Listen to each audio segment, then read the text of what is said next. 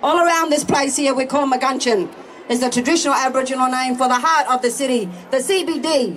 Magunchin. Can everybody repeat that after me, please? Magunchin. I thank you very much. Like the stars of the Southern Cross, which help to guide and unite us, which brought each and every one of us here today for this occasion to save our water. Hey to climate change. Yo to the power of the people. And hey to school strike. Thank you very much. On behalf of the Chapter people, thank you.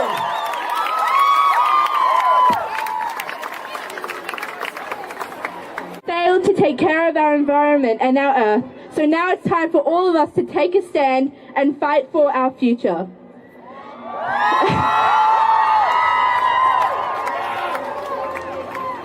We are here with 3 simple demands. Stop Adani, no new coal or gas, and 100% renewables by 2030.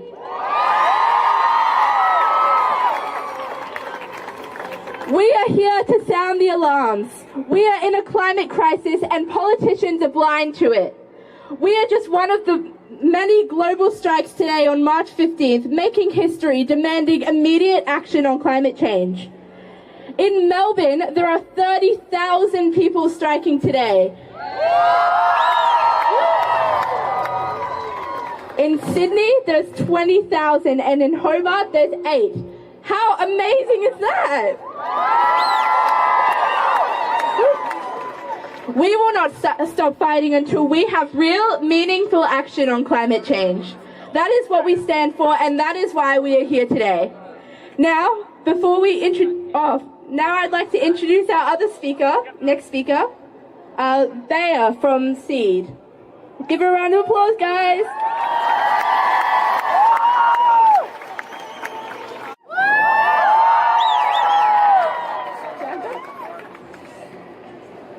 We're here to talk about climate change, what our scientists are calling it globally, to send a clear message to our politicians and our leaders that we are well and truly finished waiting to see real leadership from them and to show concern for the sustainability and for our country, of our country and the world.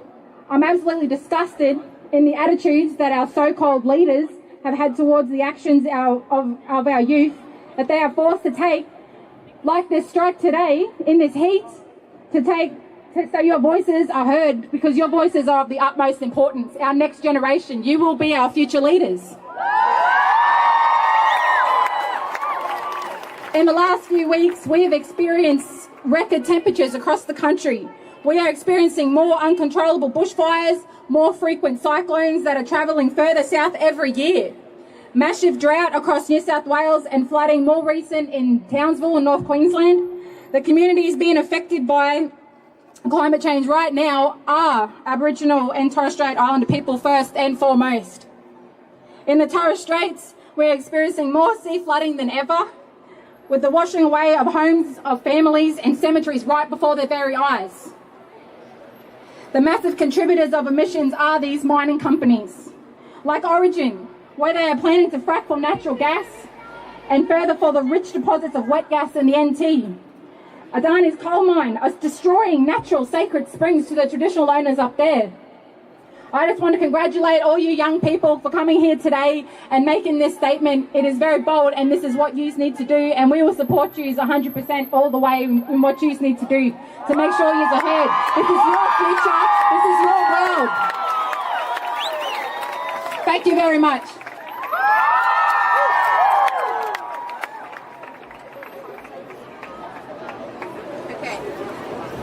The youth have a really strong voice, and as a movement, we are powerful.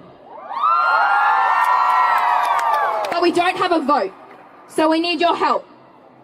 To receive information about our climate election kickstart on March 25th, which is in 10 days' time, text in STRIKE to this number here, 0488 838 510. This event will help us make solid plans for the year for this climate election. Once again, that's 0488 838 510.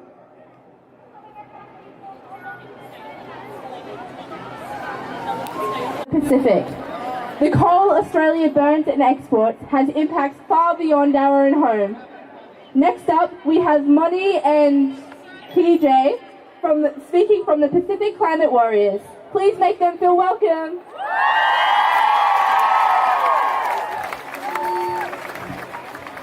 Talofa lava, maloni, malolele, kamna benani Maori, ekamo omo. I'm born Pacific greetings from Pacific Climate Warriors to y'all. How are we all today?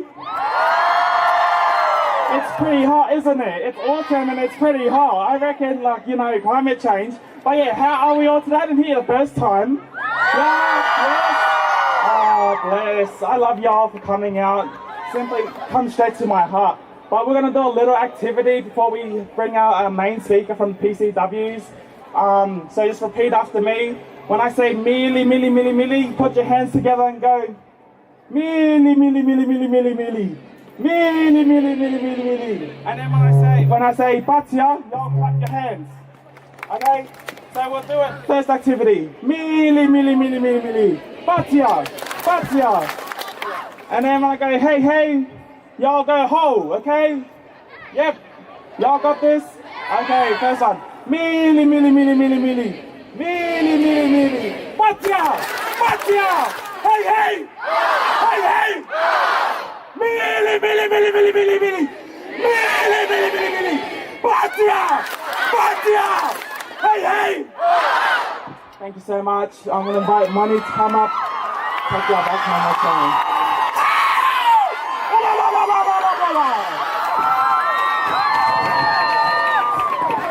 Thank you.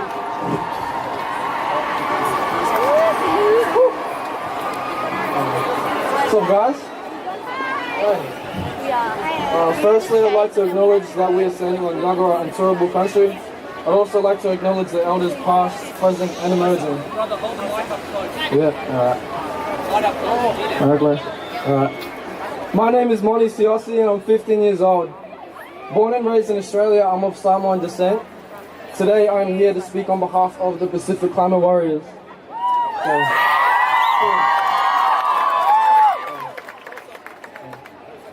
Rich or poor, power or powerless, we will all suffer the effects of climate change.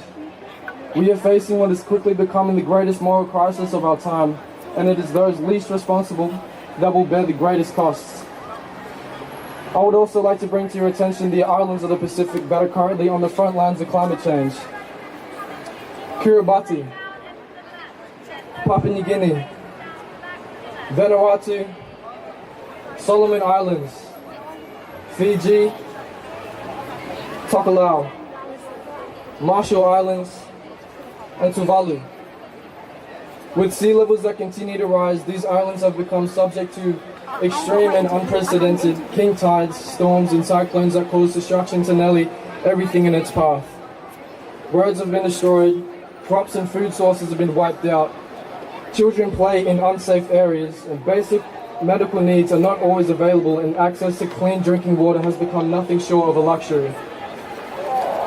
There are countless stories in these difficult and uncertain times that demonstrate the unwavering spirit of the peoples of the Pacific. Rich in tradition, culture, values, and spirituality, our ties with our land represents all that we are. We are asking that Australia's leaders show true climate leadership.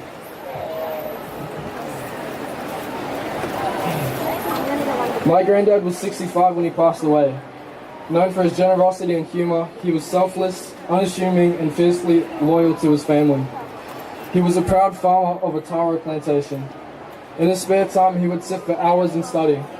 Through will and determination, and to the surprise of many, the day came where he was finally chosen to become Tufa'ele's orator, which is the Speaker of the High Chief. Undeniably, Samoan traditions and values ran through his blood. I can't imagine the opportunity to explore and develop my cultural identity no longer existing. Needless to say, as the sea levels rise, so will we. Thank you.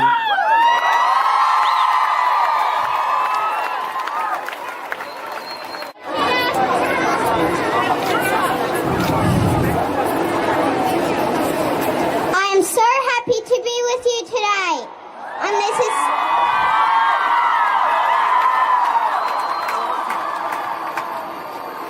this historical demonstration for our environment. Take a look around. Look how many of you showed up today. Turn to the person next to you and give them a high five.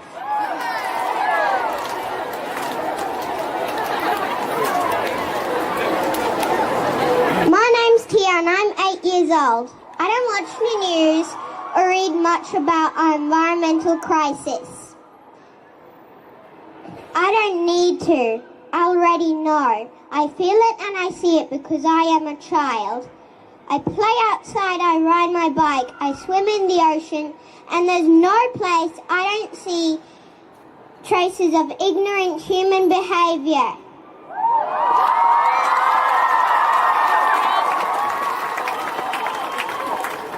Even though it makes me sad, I don't believe it's our planet that needs saving. I think it's us that needs saving. Look at how our leaders speak to the youth in this country, the weak and vulnerable. Look how the nation treats its Indigenous people, the people who have answers to many of our problems.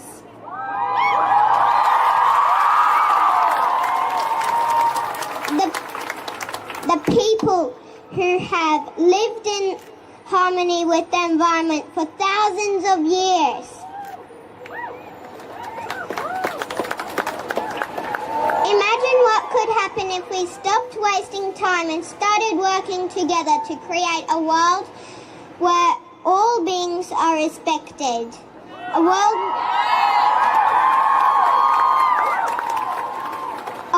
where we use our hearts and minds to protect that which sustains life on this earth. Our wildlife, forests, water, air and soil, like they were the most precious things on earth. As a child, I don't understand how they cannot be. What could ever be more important? They say it takes a village to raise a child, but I also say it takes a child to raise a village.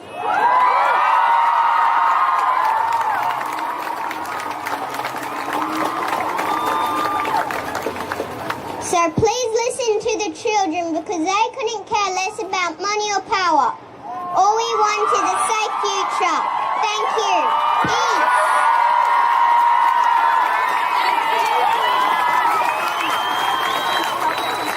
Not really mine.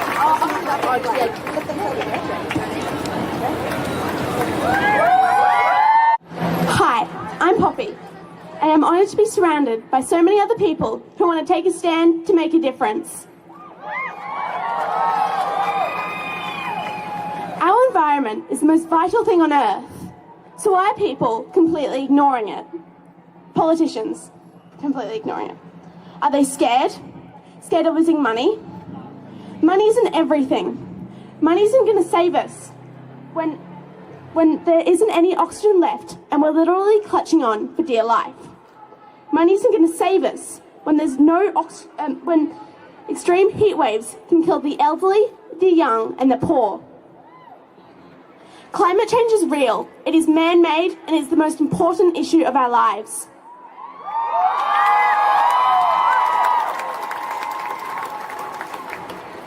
Most politicians believe everything scientists say. If it's scientifically proven, it's correct, right? We believe scientists about aeronautics and how to lift rockets off the ground. We believe scientists on how to cure diseases, and we take the medicine that they give us. But for many years, scientists have been proving climate change and telling politicians, but have they listened? No, because they're too blinded by money and politics to actually see the impact and importance of climate change.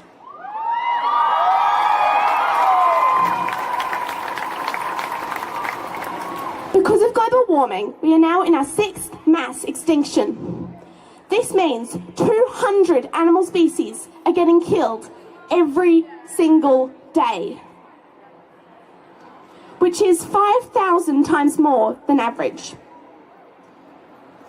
The fact that politicians never even mention this, let alone set laws and restrictions around this, is absolutely unacceptable.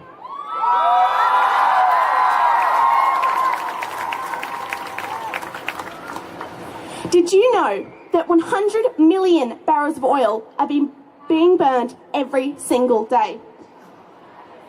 To give you an idea of what that looks like, take a look over there at 1 William Street, Seabus Super, the Lipstick Building. 100 barrels of oil is roughly the same as 28 of those buildings, and that's every day.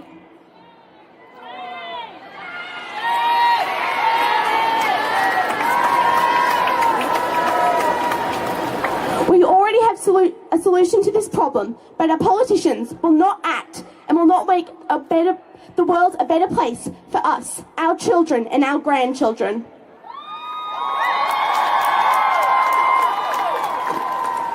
We need to act now and not put it off any longer. If we do, our world will never be the same again. So politicians, please listen, please act, and please show that you actually care for the next generation. We want action!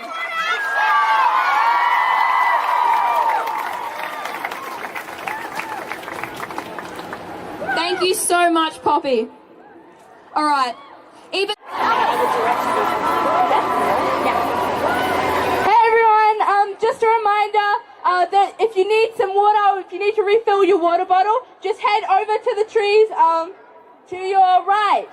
To the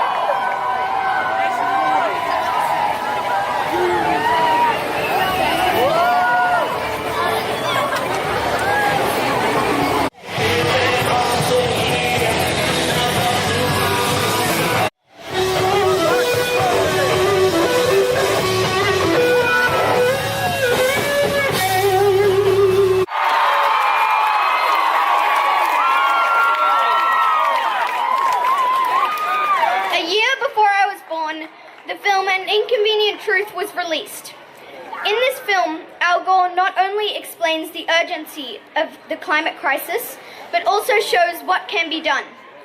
My parents warned me that this film might be too complicated for me to understand, but the only thing I could not understand was that while his message was so crystal clear, now, 12 years later, nobody has done anything about it.